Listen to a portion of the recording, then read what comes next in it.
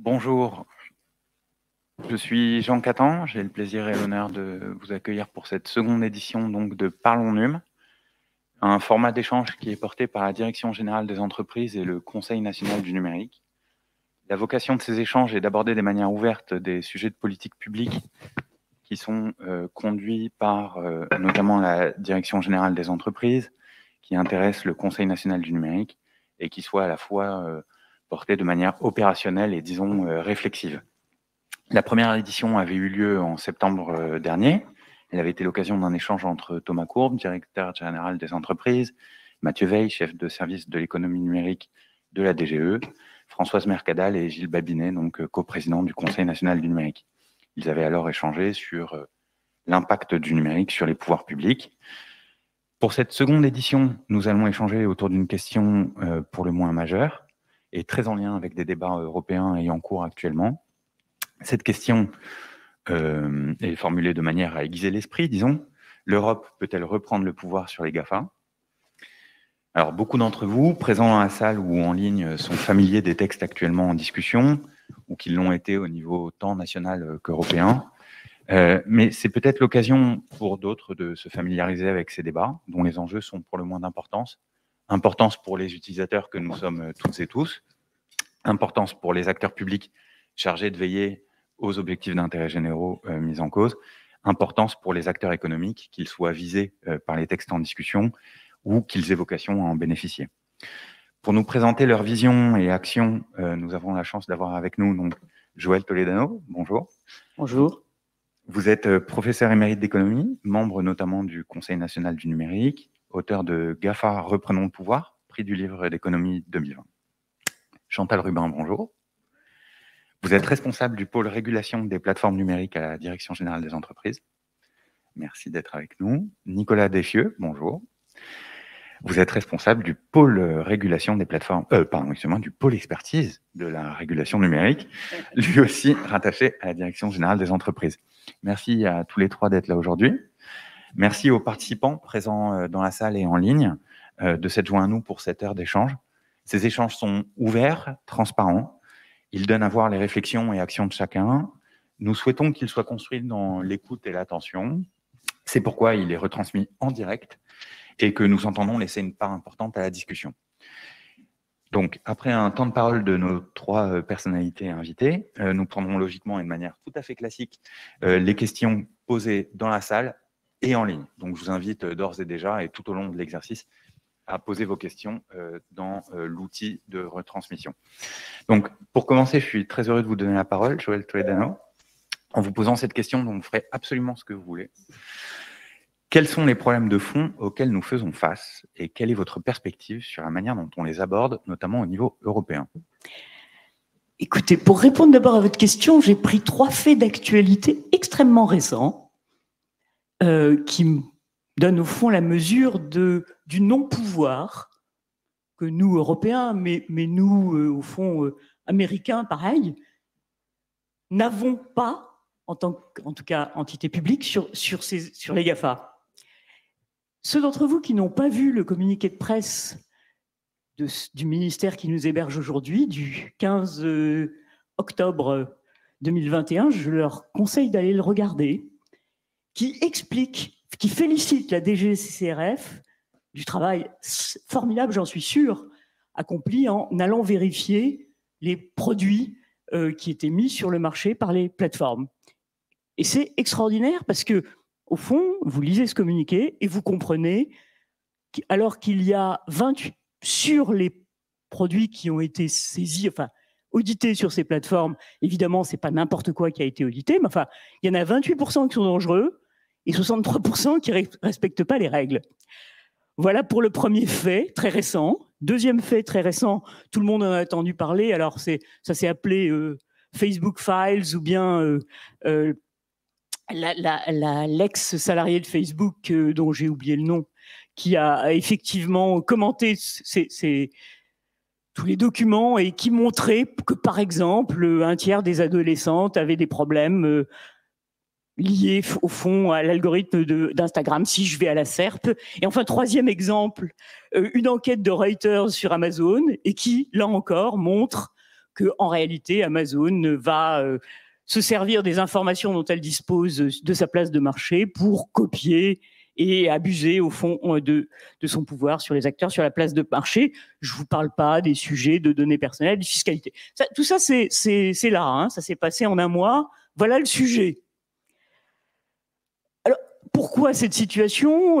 À mon avis, à la SERP, si on veut comprendre ce qui s'est passé, vous avez 3-4 événements majeurs. Un, on a eu des acteurs qui sont arrivés au début du siècle et qui nous ont donné des services, qui nous ont donné ou vendu des services formidables.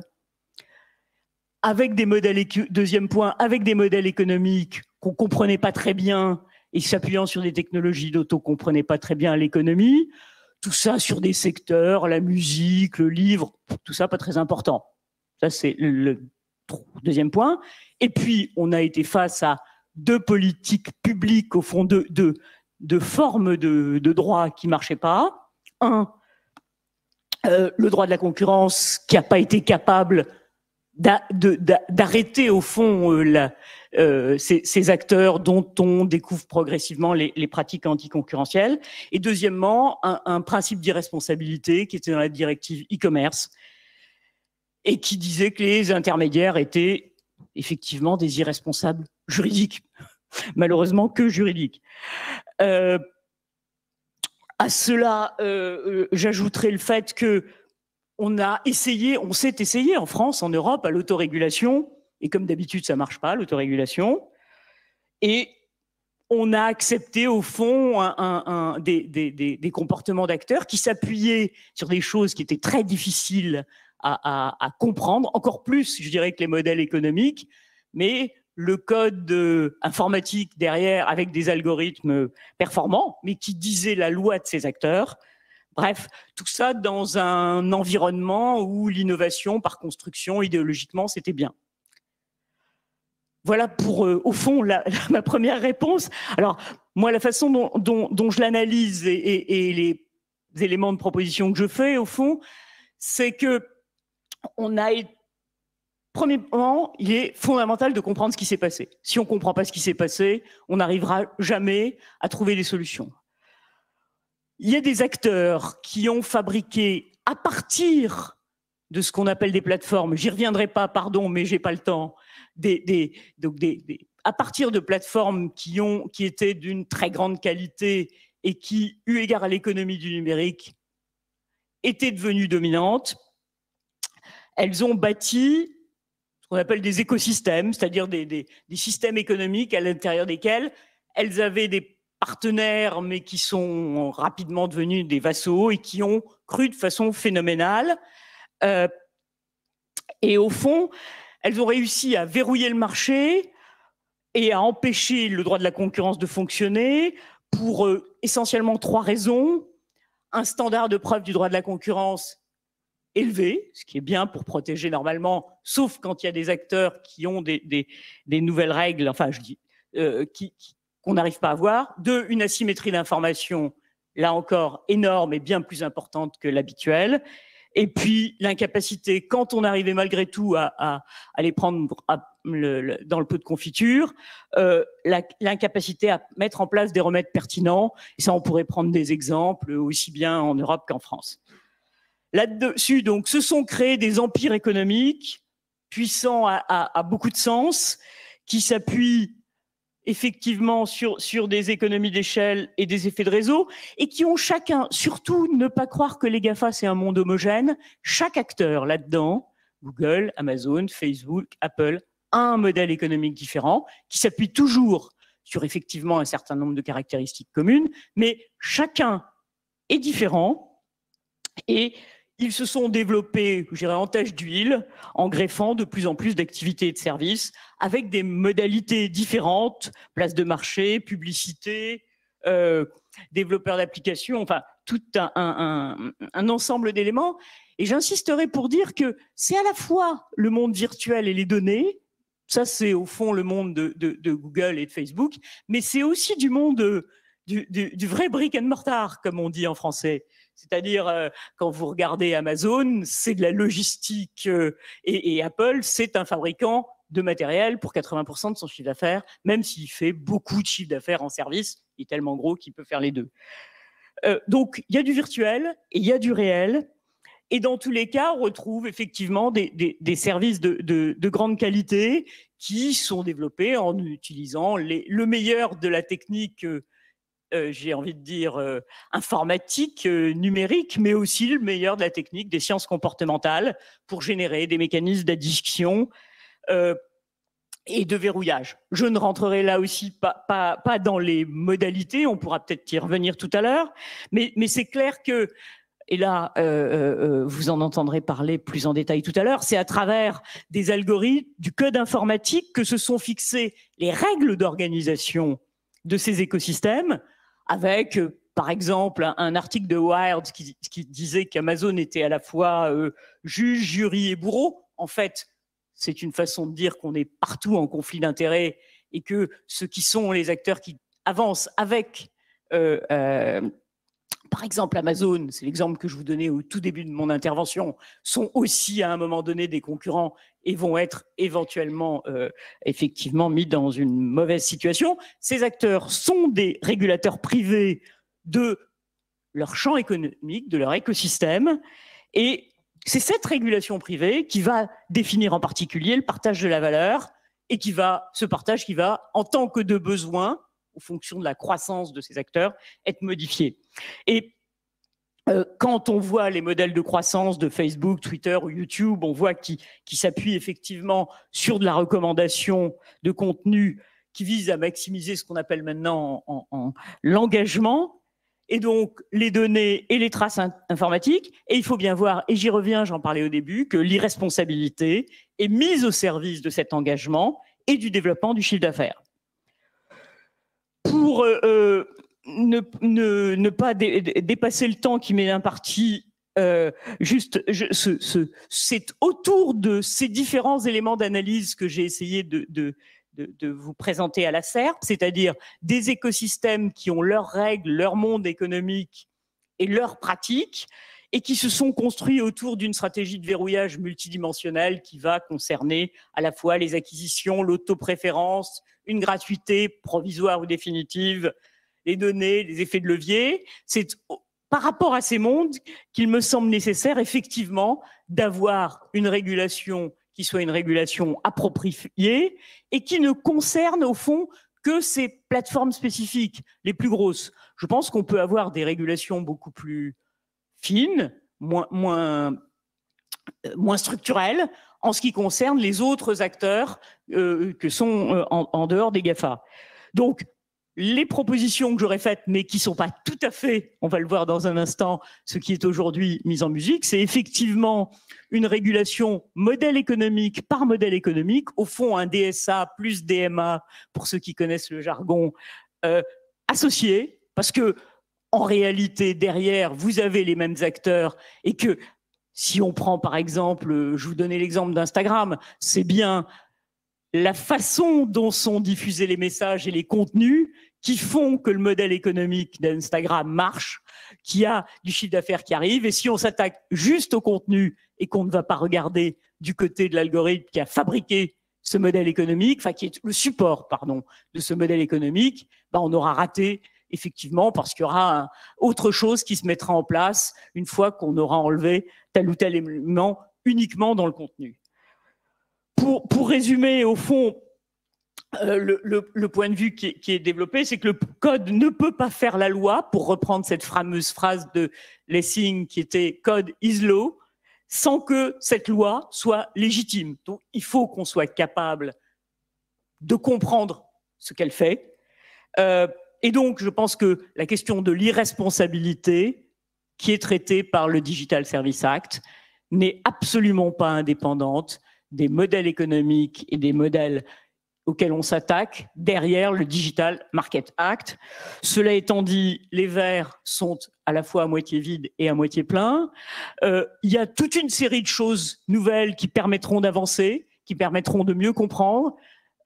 L'histoire de la régulation telle que je la connais personnellement, c'est effectivement une histoire qui avance et qui évolue. Rien à voir entre la régulation des télécoms aujourd'hui et celle qui découlait de la loi de 96. Simplement, ce il faut se donner les moyens de progresser, d'avancer, de diminuer la symétrie d'information dans les modalités de régulation qui sont adoptées. Et je pense que c'est quand même un peu de ça qu'on retrouve dans DMA, si ce n'est dans DSA. Merci beaucoup. Merci beaucoup pour cette présentation des enjeux et des dynamiques auxquelles on fait face. Chantal Rubin, je me tourne vers vous. Là encore, à votre totale discrétion.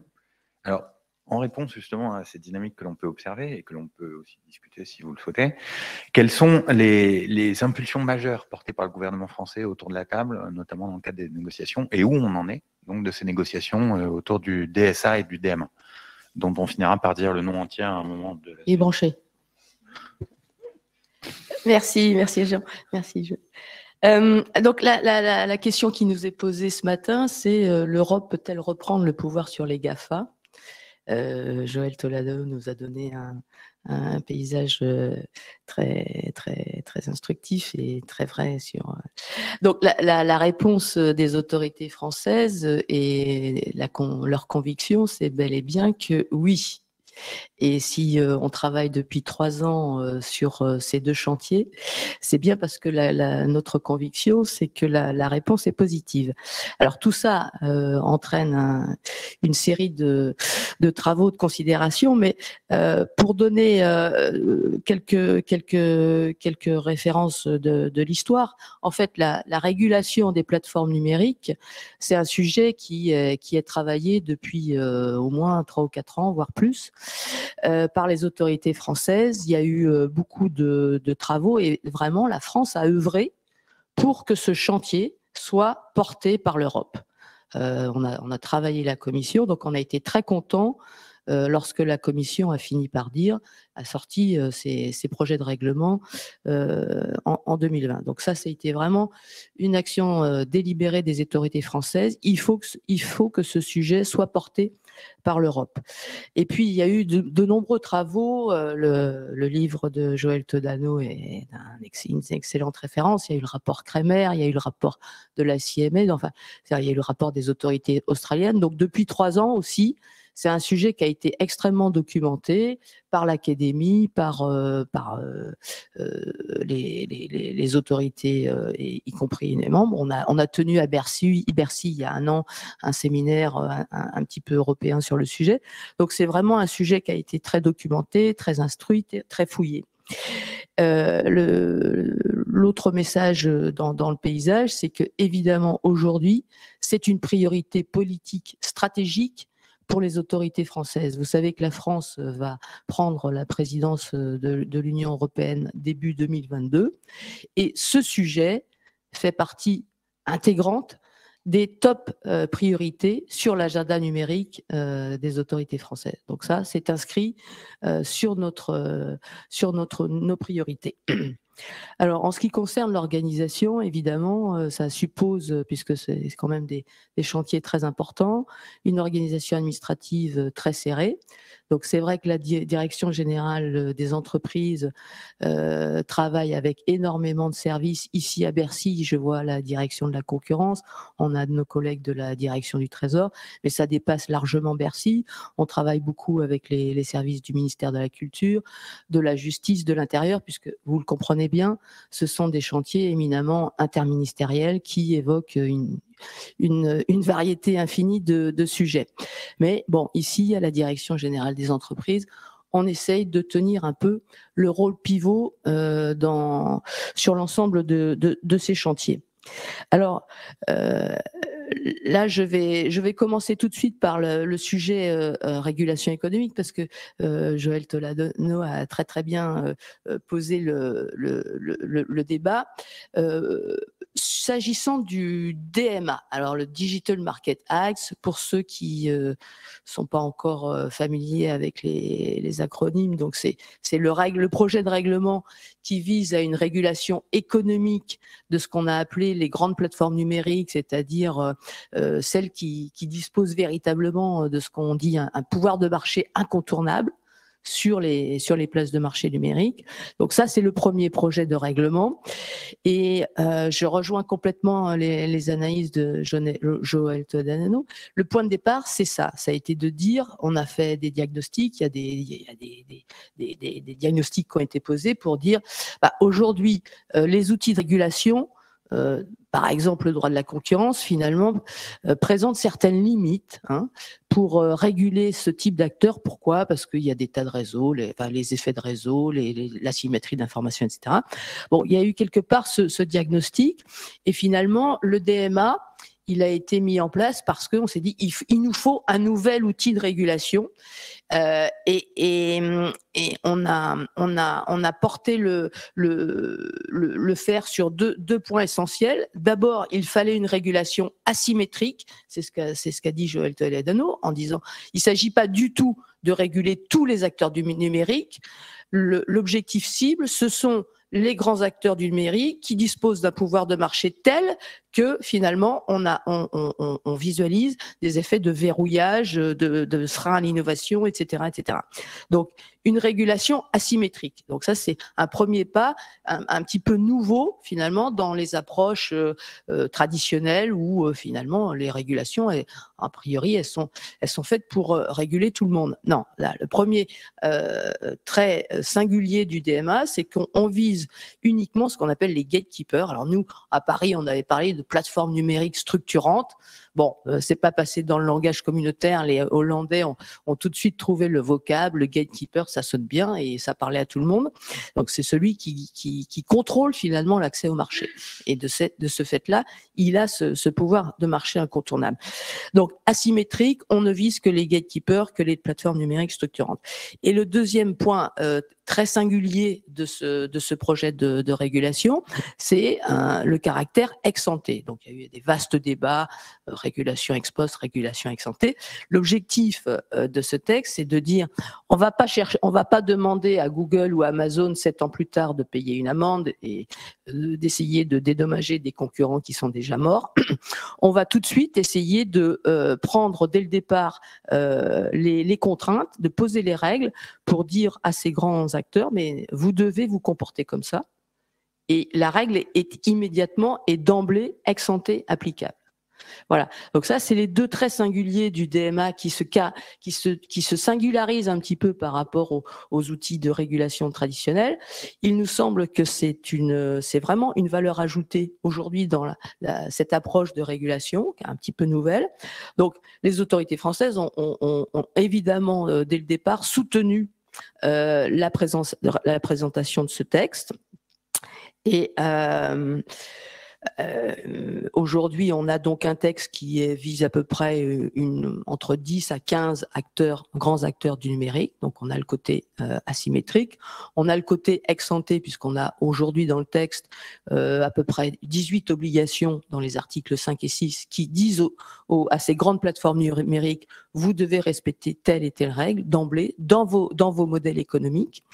Alors, simplement pour répondre à ta question, Jean, les autorités françaises sont globalement satisfaites sur ce texte. Il reste un point où nous ne sommes pas satisfaits, c'est toute la problématique de ce qu'on a appelé la flexibilité.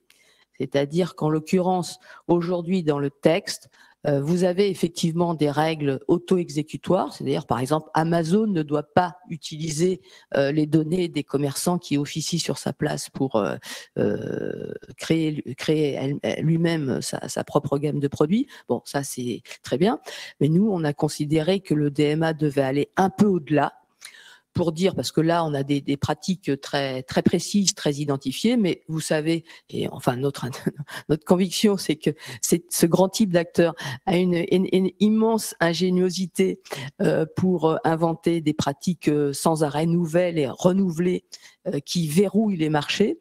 Donc, ce qu'on souhaite, c'est que le DMA ouvre ce qu'on appelle une clause de flexibilité qui permettrait à la Commission européenne, dès lors que des pratiques nouvelles qui ne sont pas aujourd'hui identifiées dans le texte, qui permettra à la Commission européenne de s'en saisir malgré tout et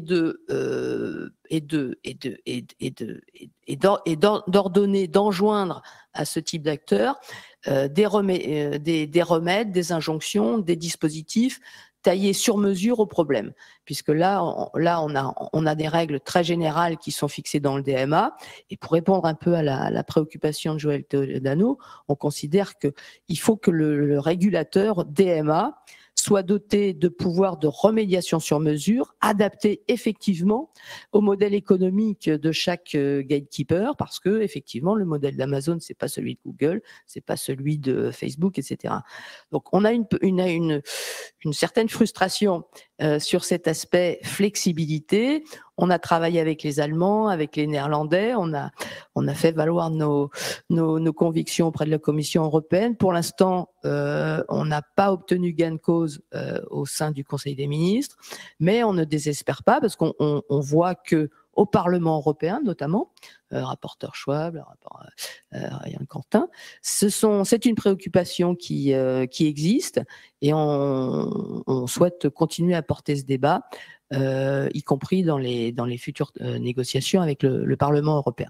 Voilà, globalement le paysage sur le DMA, bon, c'est très rapide hein, parce que ça fait 1 an qu'on est dessus, donc vous imaginez bien qu'il y a d'autres choses. Sur le DSA, alors je comprends l'interpellation que vous faites en disant bah on aurait pu faire un texte commun DMA DSA, et c'est vrai, ça aurait du sens. À l'origine, c'était ce qui était bel et bien prévu, et puis à un moment, bon, ça s'est séparé. Bon, l'important c'est ce qu'il y a dans le flacon. Hein. Alors sur le DSA, on a une approche aussi très un petit peu nouvelle en termes d'outils de régulation. Pour quel est l'objectif? En fait, Joël Toledano en parlait. Vous avez tous vu les récentes actualités sur un réseau social et tous les problèmes que ça soulève. Donc là aussi, c'est un chantier stratégique majeur porté par les autorités françaises. Les enjeux sont très sensibles, vous l'avez bien compris, hein, les contenus illicites, la haine en ligne, les contenus non appropriés pour les mineurs. Et là aussi, les autorités françaises sont un peu aux avant-postes hein, au sein de l'Union pour porter ce texte. Là, on a aussi une nouvelle approche intéressante en termes de régulation pour dire finalement, c'est pas le régulateur qui va faire la police des contenus sur Internet, hein, parce que la police des contenus, c'est le juge. Hein, nous sommes dans un état de droit. Donc la police des contenus, c'est le juge qui le fait. Simplement, si on veut réguler l'objet doit porter sur la politique de modération des plateformes. Donc c'est une nuance importante et je crois qu'il faut vraiment veiller à ne pas faire la confusion. L'objectif du législateur européen sur le DSA, c'est de dire je vais réguler votre politique de modération des contenus. Monsieur Facebook, vous avez telle politique éditoriale, Monsieur Twitter, vous avez telle politique éditoriale, et créer un cadre pour encadrer précisément ces conditions et ces politiques de modération des plateformes. Donc là, on a une approche un peu différente pour dire le législateur européen fixe les objectifs essentiels, protection des mineurs, lutte contre les contenus illicites, protection contre les produits, la diffusion des produits dangereux sur les places de marché. Et puis, vous, acteurs, vous devez prendre les moyens pour répondre à ces objectifs. Donc, on a une logique un petit peu différente. On appelle ça un peu la logique en compliance, un peu avec quelque analogie avec le mode de régulation bancaire en disant le législateur fixe les objectifs essentiels et on vous oblige à des obligations de moyens. Vous devez mettre en place les moyens pour atteindre ces objectifs. Par exemple, les obligations de moyens, c'est je vais vous demander de mettre des conditions générales d'utilisation transparentes qui répondent à la légalité de chaque pays où vous êtes. Je vais vous demander de mettre en place un responsable de conformité DSA. On voit qu'aujourd'hui, il y a une certaine actualité sur le sujet. Je vais vous demander de faire tous les ans des études de risque sur ce qu'on appelle les risques systémiques, et par exemple les risques sur la protection de l'enfance ou la protection des consommateurs. Donc voilà, le DSA, il est vraiment sur une législation obligation de moyens.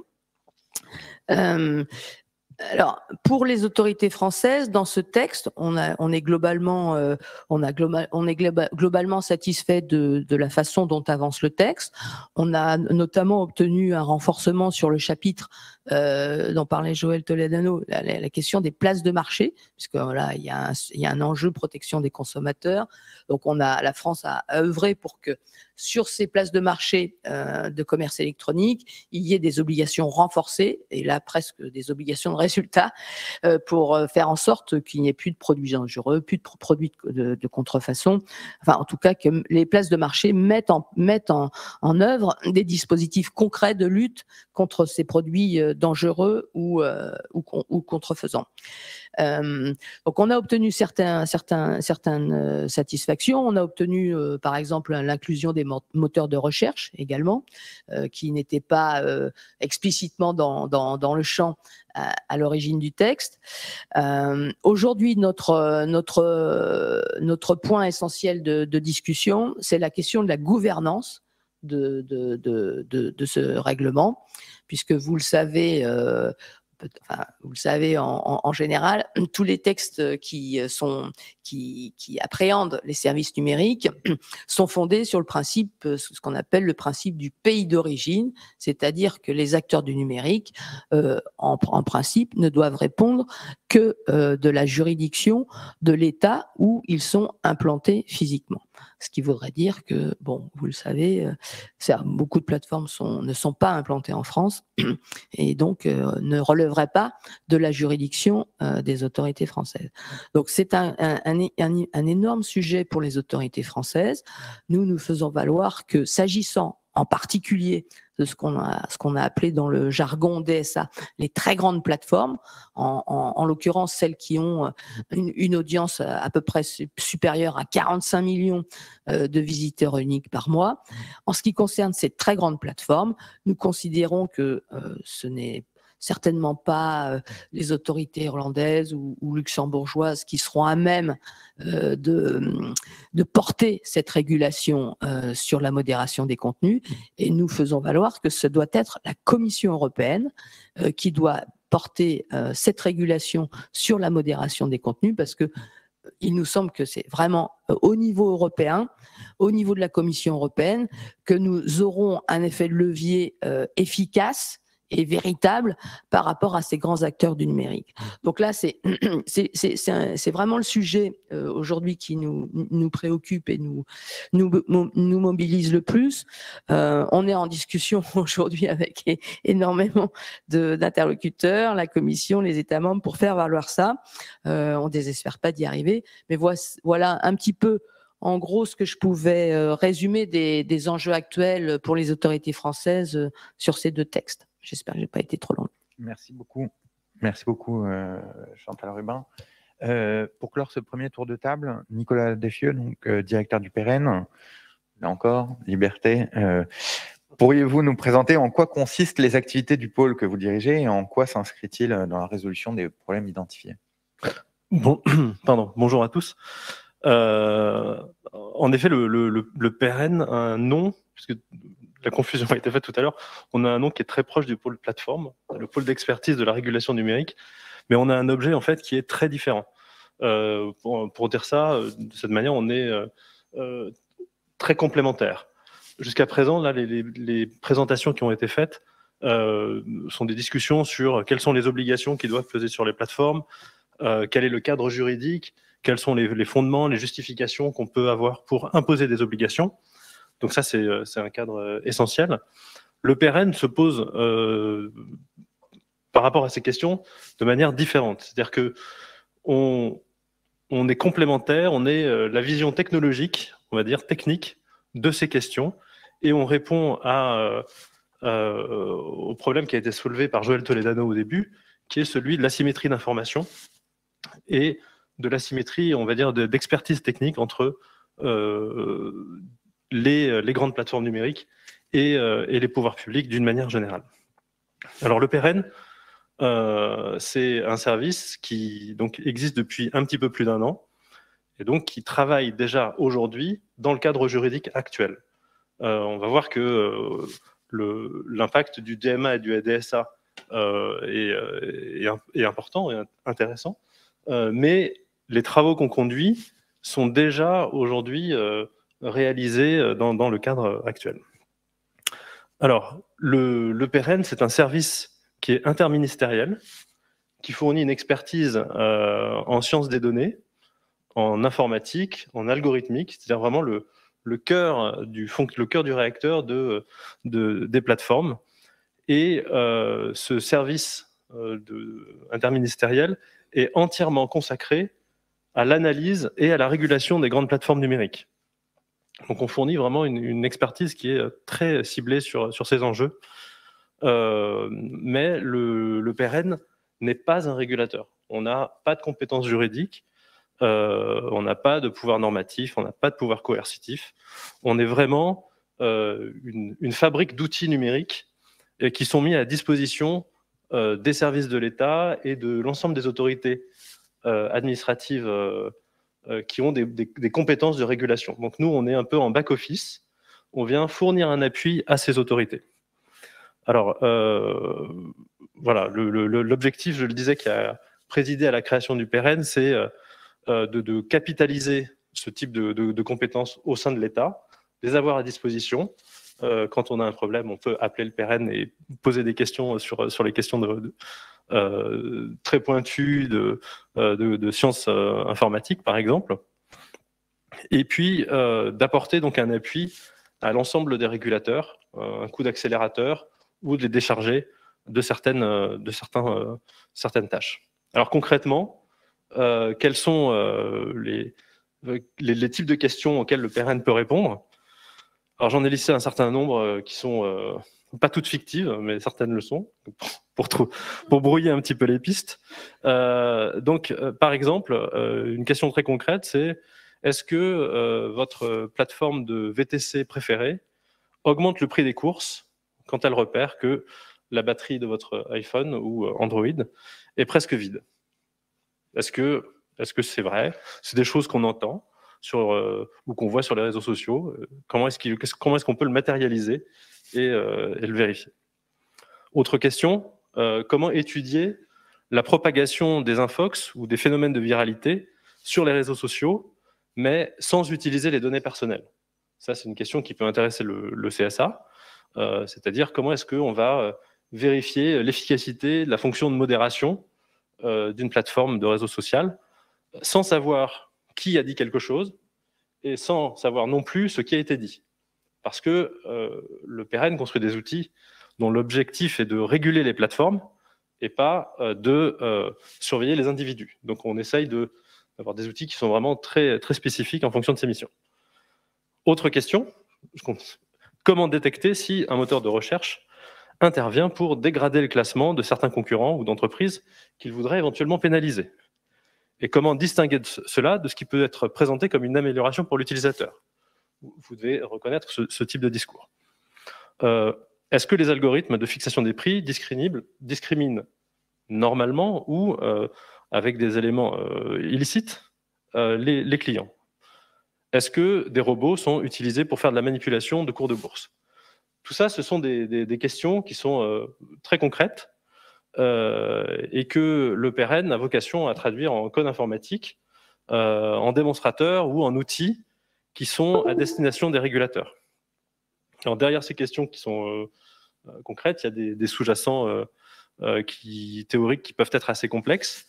Et du coup, le PEREN a cette vocation de faire l'interface entre des régulateurs métiers et puis parfois des milieux académiques. Et on a en particulier un partenariat avec INRIA qui travaille avec nous étroitement sur certains sujets. Alors, on travaille, je le disais, avec les régulateurs. À ce jour, on a des conventions avec l'autorité de la concurrence, le ministère des Affaires étrangères, l'AMF, la DGCCRF, l'autorité de régulation des transports, la Hadopi. C'est en discussion très avancée avec le CSA et d'autres. Si vous voulez avoir la liste complète, je vous invite à aller voir peren.gouv.fr. Voilà, ces conventions qu'on a avec les autorités sont très importantes et structurantes puisqu'elles vont définir le cadre juridique dans lequel nous travaillons. Et souvent, on vient faire ça sous l'autorité des régulateurs avec qui on travaille. Alors, je termine le panorama de l'activité. par d'autres questions qui ne sont pas dans le registre de la création d'outils informatiques, comme ce que je viens de dire, mais plus de l'analyse de techniques de projets de texte. Donc, on travaille voilà, de manière complémentaire avec le pôle plateforme ou avec d'autres services ministériels. Et les textes dont on parle, nous, on va les regarder sous l'angle pratico-pratique et technique, en regardant, pour citer quelques exemples, voilà, le DMA prévoit l'éventualité d'imposer des magasins d'applications tiers sur les iPhones, par exemple. Et donc, concrètement, quelle évaluation peut-on faire des arguments techniques sur les risques de sécurité? Parce que c'est une question qui doit être prise en compte, il faut l'instruire. Donc ça, c'est le type d'analyse qu'on peut fournir. Est-ce que la rédaction d'une obligation qui est prévue par le DMA peut être contournée par une plateforme lors de sa mise en œuvre? Spoiler, certaines oui, mais les messages ont été passés. Voilà. Ou par exemple, dans le cadre français, est-ce qu'un article de loi qui dote un régulateur de nouveaux pouvoirs, donc, par exemple l'ARCOM, dans le domaine numérique, est-ce qu'il y a tous les éléments pour que la mesure qui est prévue soit efficace? Et par exemple, à quelles données est-ce qu'il pourra avoir accès pour s'assurer que les obligations qu'il pourra imposer seront effectivement mises en œuvre? Voilà, donc ça c'est l'actualité, la réalité du PRN aujourd'hui. Voilà, juste quelques éléments pour tracer un peu le futur et rejoindre la discussion d'aujourd'hui. C'est que on a l'impression, avec ces discussions sur le DMA, la création du PRN et les interactions qu'on a avec les régulateurs et les services de l'État, d'être véritablement à un moment charnière où on voit que les pouvoirs publics se dotent d'outils nouveaux, réalisent des analyses qui sont nouvelles, et on y participe activement. Assez classiquement, les pouvoirs publics sont habituellement bien armés dans les domaines juridiques, économiques et puis technologiques sur leur secteur d'expertise. Par exemple, l'ARCEP a une expertise technologique importante dans le domaine des télécoms. Mais ce qui est un petit peu nouveau aujourd'hui, c'est de faire appel à des compétences d'intelligence artificielle, de codage informatique, d'analyse de code ou d'audit d'algorithmes, comme des nouveaux outils de régulation, en fait, hein, et qu'on peut appliquer dans de multiples secteurs et dans de multiples champs du droit. Alors cet investissement technique, il est fait aujourd'hui. On a bon espoir de pouvoir réussir à résorber le différentiel. On y travaille activement avec nos moyens. Mais il y a un autre élément qui est important, c'est de travailler avec chaque régulateur sur le standard de démonstration et de preuve pour que ces outils en fait, puissent avoir leur plein effet. Sinon, tout ça ne peut pas se traduire en contrainte par les régulateurs. Et tout ça, c'est des évolutions qui sont un peu progressives. Si on regarde, moi je me rappelle, il y a 20 ans, dans la régulation, on avait vu le passage des questionnaires papier aux questionnaires par mail, qui était déjà une révolution et un gain de temps incroyable. Et je pense que maintenant, voilà, il faut passer à l'étape d'après, c'est passer des questionnaires par mail ou des formulaires à des accès aux données qui soient avec des outils qui sont ceux des plateformes aujourd'hui. C'est-à-dire soit accéder à des interfaces de programmation applicative existantes, celles qui sont proposées par les plateformes, ou à des API spécifiques qui pourraient être développées pour les régulateurs, de manière à pouvoir récupérer en direct les informations plutôt que d'avoir des échanges de mails.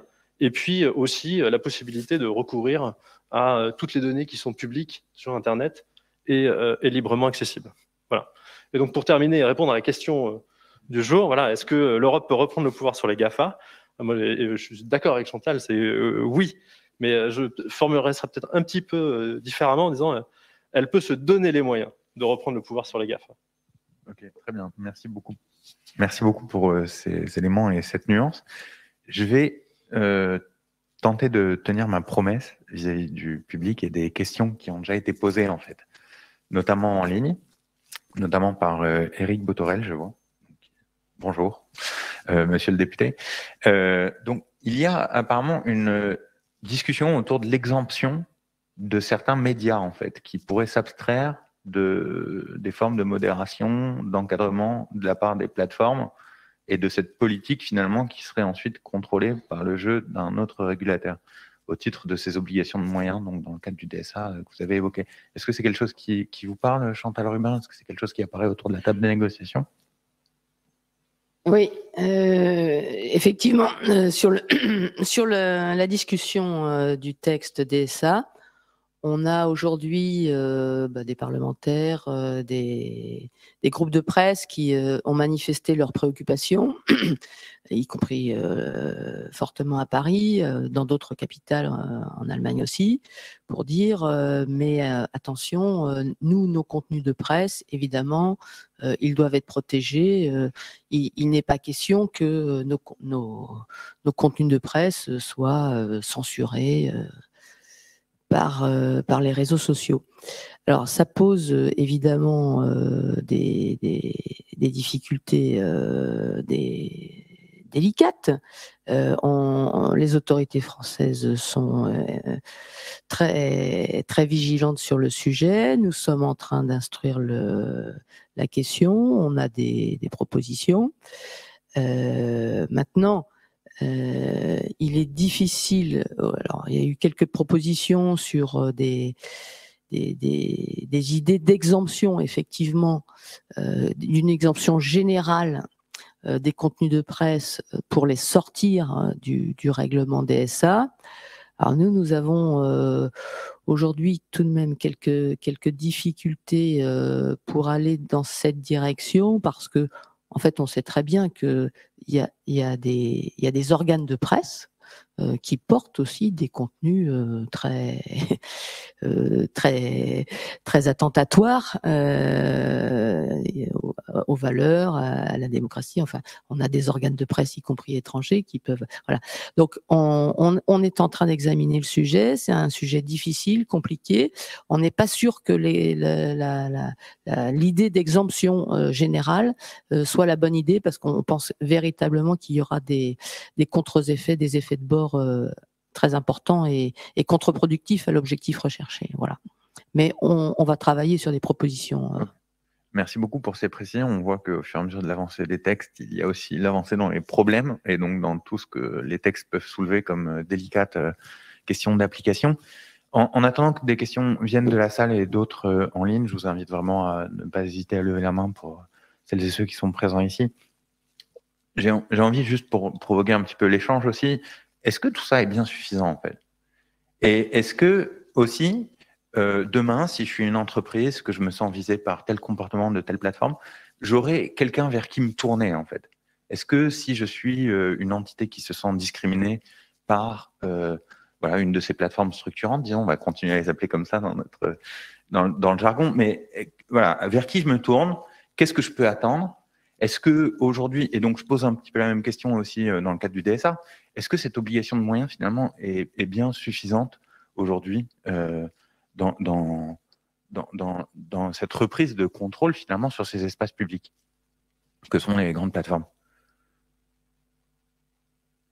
Moi, je crois qu'il y a un vrai bug dans la proposition du DSA actuelle. Elle est bâtie sur ce système incroyable qui prolonge l'irresponsabilité à partir du moment, en plus, où si on intervient, en plus, on est considéré de bonne foi. La fameuse clause du bon samaritain que les plateformes nous ont vendue à nous, Européens, alors que les Américains sont en train de la remettre en question. Je veux dire, cette idée qu'à partir du moment où une plateforme intervient, c'est forcément dans une bonne intention. Et donc, on reste dans cette idée que, comme c'est du numérique, il n'y a pas la possibilité de tout voir et l'obligation de moyens suffit. Moi, je crois, et je le répète, que tant qu'on n'aura pas vu la responsabilité face au modèle économique, d'ailleurs, ce qui est formidable, c'est qu'on s'en rapproche effectivement plutôt du côté e-commerce, mais qu'on reste, de mon point de vue, je sais que ce n'est pas politiquement correct, avec ce fantasme que les réseaux sociaux sont des espaces publics, alors que ce sont les conditions générales d'utilisation qui règlent ça et qu'on va aller chercher la solution via de la transparence. Je pense que de toute façon, on va tourner autour du problème de la responsabilité et qu'on n'en est pas sorti. Et je conteste, prenons ces exemples que je donnais tout à l'heure, prenons Instagram. En quoi la DSA aurait répondu au problème. En rien. Jamais Facebook n'aurait dit il y a un problème, parce que le système de DSA, c'est ça, c'est l'entreprise qui va dire quels sont ses risques. J'imagine évidemment que Facebook ne va pas dire il y a un risque sur Instagram, puisque non seulement elle l'a identifié, mais elle l'a caché. Et que donc, comme c'est une très grande plateforme, effectivement, il va y avoir un expert payé par elle qui va identifier les risques, mais sans avoir accès aux données dont il ne sait pas qu'elles existent, qui sont dans l'entreprise. Donc on est dans un système, oui, sauf lanceur d'alerte comme on a là, je mets au défi quiconque de m'expliquer comment le problème soulevé sur Instagram par cette lanceuse d'alerte aurait émergé de DSA, même si effectivement la Commission européenne a bien vu qu'il y avait un problème, puisqu'elle s'est empressée de dire « et d'ailleurs on aurait répondu au problème », si on le regarde en réalité. Donc moi je suis convaincu, et c'est pour ça que je dis on va avancer, c'est dommage, on aurait pu aller plus vite, je suis convaincu que cette modalité de responsabilité, dont on a vu d'ailleurs après à quel point elle devenait absurde quand il y avait la presse qui disait « ah mais moi je veux être exempté de ce système », je pense que ça ne peut pas marcher. Peut-être l'idée c'est de nourrir la discussion. Peut-être nuancer un petit peu cette vision. Deux choses. La première, c'est que la directive, le fameux régime de irresponsabilité, justement, on n'a pas touché, parce que on n'a pas touché à la directive e-commerce parce que justement, ça fait 20 ans que ça ne marche pas. Lorsqu'on parle de responsabilité civile et pénale, on sait bien que ça n'a pas marché. Donc nous sommes allés sur un autre terrain. Nous sommes allés sur la responsabilité administrative, la responsabilité de régulation. Voilà. Et là-dessus, nous mettons en place un cadre de responsabilité administrative qui sera sanctionné par l'Arcom, qui sera sanctionné par la Com, qui sera sanctionné par les régulateurs en France, dans tous les autres États membres. Donc, nous mettons en place un système de responsabilité administrative. La plateforme sera redevable de ses obligations directement auprès du régulateur et non pas du juge, parce qu'on sait très bien que personne ne va ester en justice pour combattre Instagram, etc. Donc on a mis en place ce régime. Sur la clause du bon samaritain, je regrette, mais là la position des autorités françaises est constante, permanente, très claire. Nous n'avons jamais accepté, et à ce stade, nous n'avons jamais accepté la clause du bon samaritain, et à ce stade, à notre analyse, le texte ne la comprend pas non plus. Il est hors de question que les engagements volontaires, les programmes de due diligence, comme on dit, portés par ces plateformes, vaillent d'une façon ou d'une autre exemption de responsabilité. C'est hors de question. Donc ça, c'est une position très claire, très catégorique des autorités françaises. La clause du bon samaritain, elle ne sera pas en Europe. Voilà, donc ça c'est notre lecture et notre vision. Enfin, dernier point sur là, vous faites, alors là pour le coup vous avez raison et on vous rejoint là-dessus et on travaille là-dessus sur la question finalement de l'équipement et des armes du régulateur pour rentrer dans les systèmes des plateformes et combattre aujourd'hui ce qui s'est passé sur Instagram. Là, on est totalement en phase avec vous et c'est absolument ce que on conduit aujourd'hui dans les discussions avec la Commission, avec nos partenaires, pour dire il faut absolument que le régulateur DSA soit doté, et là on a obtenu des choses, hein, regardez l'article 54, 31, on a obtenu des choses. Quand vous regardez le texte, on a dit à la Commission, il faut l'accès aux algos, il faut l'accès aux données, il faut des interfaces, il faut des inspections sur place, etc. Et là, on voyait encore hier la Commission européenne, on lui a répété cette revendication pour que le régulateur DSA puisse du jour au lendemain aller chez Facebook, aller chez le réseau social, démonter les algorithmes, accéder aux données, demander des jeux de données, etc. Donc là-dessus, on est très ferme, on considère qu'effectivement, une des conditions de l'efficacité à venir de cette régulation, c'est précisément ce dont on a parlé, c'était la rupture de la symétrie d'information qui est capitale. Ouais, enfin, juste pour compléter ce point, en effet, il y a déjà des dispositions qui sont prévues à l'article 31 de pouvoir demander accès à des données, toutes les données qui permettent de vérifier la conformité au DSA. Il y a une question qui se pose, c'est que le DSC de l'état d'installation de la plateforme qui peut faire ça, et la commission. Donc, on va peut-être un petit peu rester sur la touche. Mais sinon, voilà, c'est un peu l'élément. Mais sans dévoiler, là, on est en train de discuter le dernier texte de compromis. On a fait valoir, et la commission, vous le verrez dans les prochaines versions, il est question de création d'un centre d'expertise, d'un réseau d'expertise, pour que justement à Bruxelles, mais aussi en France avec le PRN, peut-être en Allemagne, etc., il y ait des centres d'expertise qui soient reconnus, des data scientists, pour effectivement aller dans les systèmes d'information des grandes plateformes. Je crois qu'il y a une convergence de vues sur la direction à emprunter, très clairement, et comme l'heure tourne aussi bien pour nous que pour le temps qui nous sépare de la présidence française de l'Union européenne, on peut se demander, c'est vrai quand même, si on arrivera à la table des négociations à faire porter ce genre de mesures. C'est vrai que le temps est compté aussi de ce point de vue. Et notamment, on peut se poser la question de savoir si les parlementaires, par exemple, sont réceptifs à ce genre de dispositions. Je comprends que oui. Et comment est-ce que donc cette évolution de l'accès, par exemple, aux données des plateformes, qui est très important. Il y a ce terme d'asymétrie de l'information qui est revenu à de nombreuses reprises. C'est en effet une des missions essentielles du régulateur que de rompre ces asymétries. Est-ce qu'on peut être satisfait aujourd'hui du sens des discussions, notamment sur l'accès aux données? Vous avez cité l'article 31, notamment, qui me paraît décisif à cet égard. On peut être satisfait des intentions, absolument. Des intentions, voilà, c'est ça. Donc, on se retrouve sur le sens partagé de la vision. Non, mais plus, hein, il va y avoir des accroches réelles dans le texte. Les parlementaires y travaillent beaucoup aussi. Super. Il y a énormément de choses qui ont été faites sur l'accès des chercheurs. Là, dans le texte, aujourd'hui, il y a toutes des dispositions additionnelles qui ont été prises pour organiser l'accès des chercheurs, et ça aussi, ça a été une demande des autorités françaises, permettre l'accès des chercheurs aux données des plateformes. Donc, il y a beaucoup de choses aujourd'hui qui sont poussées dans ce sens, et les rapporteurs du Parlement sont aussi très, très allant vers ça. Très, très sensible à ces questions. Je me permets de me tourner vers la salle pour une dernière tentative, parce que nous avons aussi des questions donc, qui me sont parvenues par le biais du chat. Notamment sur la question de la désignation des grandes plateformes.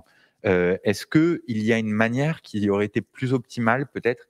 Et j'élargis la question. Il ne s'agit peut-être pas des grandes plateformes, mais des écosystèmes que l'on peut viser, notamment, je crois me souvenir que les questions de navigateurs, par exemple, ne sont pas interrogées, mais je ne sais pas, c'est peut-être une question, alors qu'ils centralisent quand même un nombre considérable de normes techniques qui déterminent de beaucoup de choses, et finalement créent un cadre de régulation en lui-même.